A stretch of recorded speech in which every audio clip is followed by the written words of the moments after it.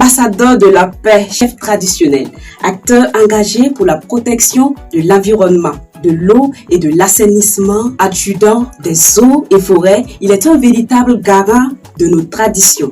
Très attaché à la culture et celle de ses ancêtres, il fait parler de lui à travers ses actes nobles dans le Kulpe Logo, commune de Soudugui, précisément dans le village de Diembédé. Mesdames et messieurs, son Excellence Nyentak Bado de Tampenjoaga est notre invité dans cette nouvelle rubrique de Tapis d'honneur. Merci de nous suivre sur GM Communication.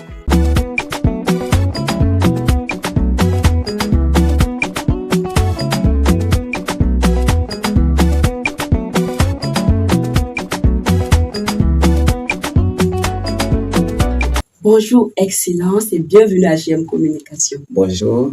Après cette petite présentation, comment peut-on brièvement vous présenter?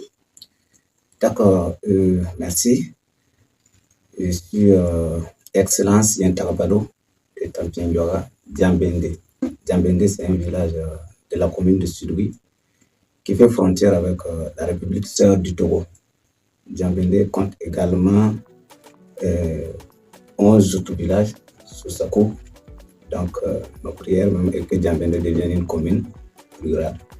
Alors, donc, c'est dans la commune de Soudugui, province de Kulpe Logo, et de la région de Nakambe. Voilà. Vous êtes un garant traditionnel et de l'environnement. Comment arrivez-vous à concilier les deux, chefferie et profession? Bon, il faut noter que, comme on le dit, en tout cas, avec les deux casquettes, c'est pas facile, mais il suffit juste de s'organiser à un planning pour en tout cas répondre aux obligations professionnelles et puis communiquer aussi avec ma hiérarchie, avec tout mon entourage, vous-même d'ailleurs, parce que par moment nous sommes un peu invités partout et s'il y a vraiment des obligations professionnelles, nous nous organisons, on planifie vraiment pour répondre aux obligations professionnelles et aux obligations sociales et culturelles. D'accord. Oui. Selon vous, quel rôle joue la chefferie traditionnelle au sein de nos sociétés? La chefferie traditionnelle, c'est le rôle de la société traditionnelle.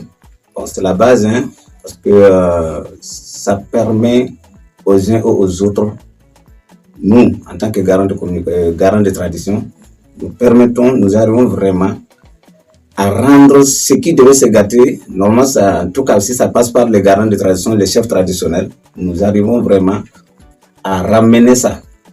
En tout cas, pour que ça soit vraiment un terrain d'entente, on arrive vraiment à amener les uns et les autres à s'aimer, à s'entendre et à communier ensemble et vraiment se rendre service dans la différence. La journée du 15 mai est dédiée aux coutumes et aux traditions.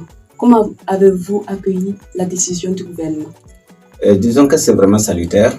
Alors, c'est salutaire. Nous, garants de tradition, autorités coutumières, alors, on l'attendait depuis, mais comme on le dit, chaque chose a son temps et chaque temps aussi a sa chose. C'est vraiment salutaire et c'est vraiment honorable. C'est venu, ça nous a honorés. Ça permet à tout un chacun, nous d'abord en tant qu'Africains, ça permet à tout un chacun de se connaître, connaître ses origines, connaître ses traditions et connaître ses coutumes. C'est très différent. Les coutumes et les traditions, c'est très différent. Voilà. Vous voyez, vous remarquez qu'aujourd'hui, beaucoup ne savent même pas que se fléchir pour saluer un aîné, se fléchir pour saluer un chef, ils ne connaissent pas. Mais je pense que avec nos traditions, la journée nationale des coutumes, là, ça a permis, les gens voient à la télé comment honorer un chef. Ils n'ont jamais su, puisque si tu n'as pas eu la chance de croiser un chef, tu ne sais pas comment on salue un chef, tu ne sais pas comment on l'accueille, tu ne sais pas comment on l'adresse la parole. Même pas un chef, même les aînés, une vieille, un vieux, les gens ne savaient pas. Donc, et ça a permis vraiment aux gens de se connaître, et connaître leurs origines, connaître leurs vraiment coutumes et traditions.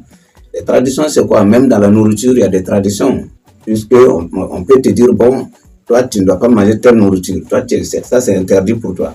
Ça fait partie des traditions. Mais les gens ne savent pas. Voilà, parce qu'il y a d'autres, si je prends moi personnellement, je sais que le chien, c'est interdit. Et si je touche à la viande du chien tout de suite, vous allez savoir que réellement, l'interdit existe. Mais il y a plein de gens comme moi qui ne le savent pas et qui ont les mêmes interdits, mais ils ne le savent pas. Et ça les crée des problèmes. On les voit aujourd'hui, d'autres viennent se plaindre chez nous. Bon, pas se plaindre, ils viennent vraiment demander notre aide, demander des conseils. Ah bon, surtout nous les jeunes.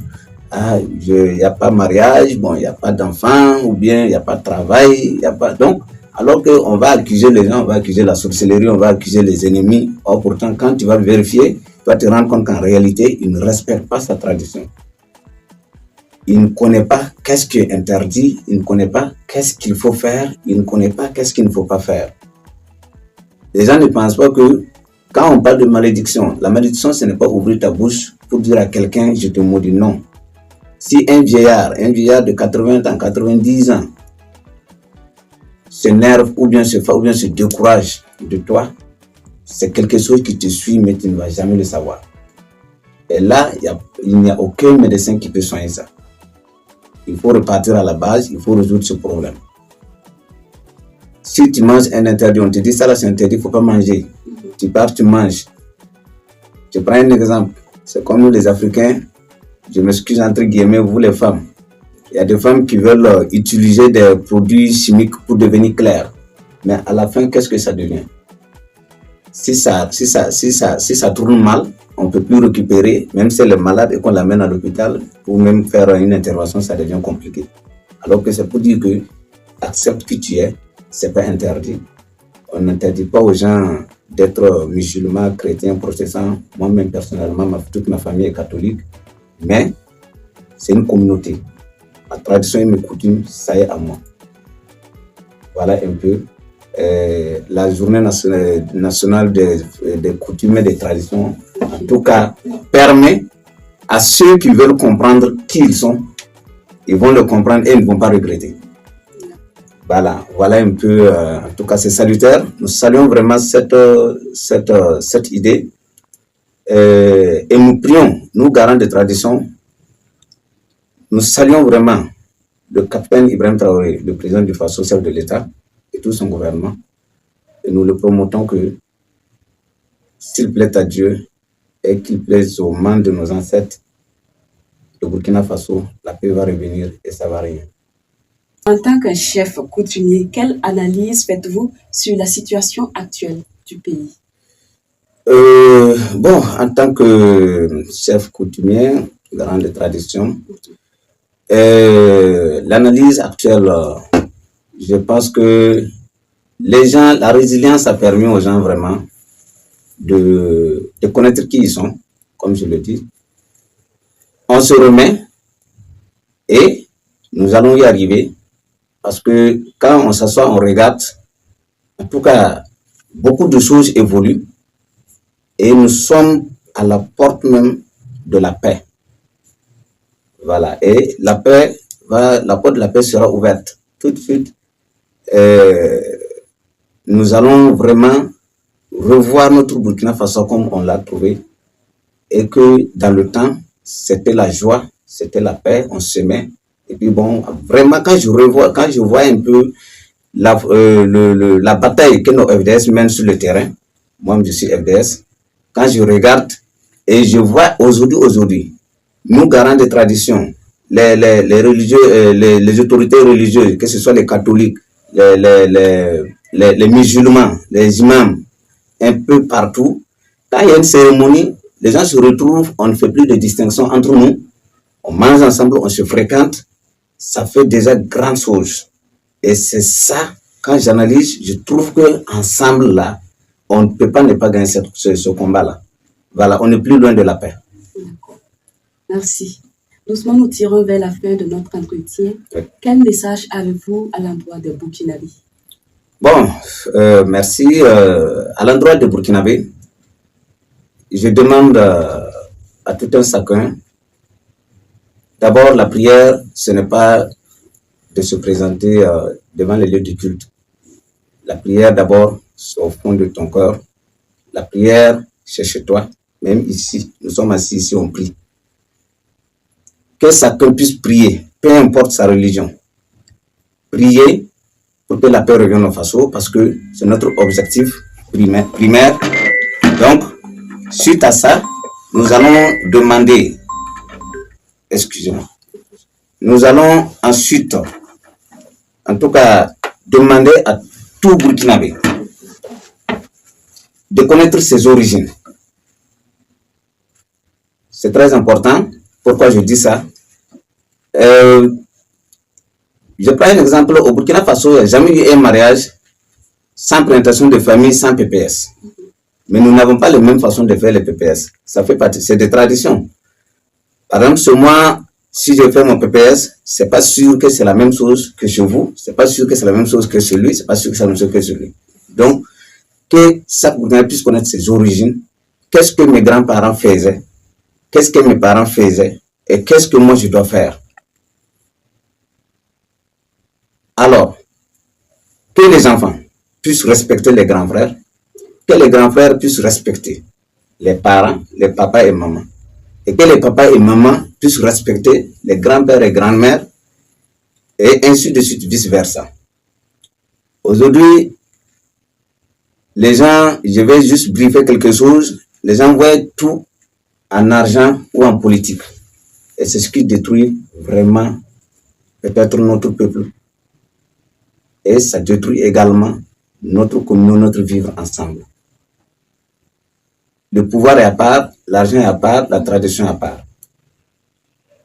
Que les gens comprennent ça et qu'on puisse, c'est-à-dire si je vous comprends dans votre domaine et que vous me comprenez dans mon domaine, il n'y a pas de problème.